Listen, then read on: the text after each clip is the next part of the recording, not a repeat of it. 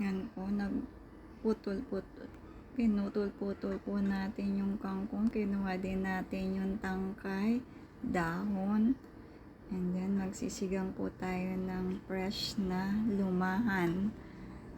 Ingredients: kangkong, okra, kamatis, sibuyas. Nagpakulo na po tayo ng tubig. Naglagay natin yung kamatis at sibuyas.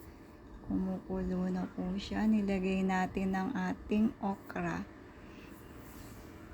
And then, lagay na din po natin ang kangkong. Yan.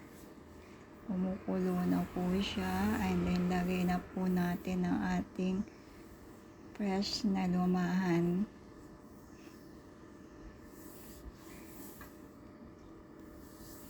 Sariwan-sariwa po yan. Isda na yan, kaya ating sinigang. Takpan po natin. Then, buksan natin yan. Kumukulo na siya. Masarap yung isda na yan, guys.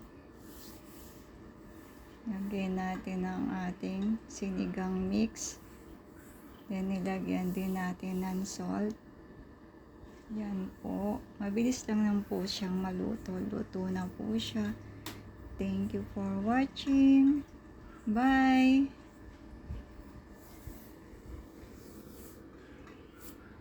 Kulang na lang po ang kanin. Kain na po tayo.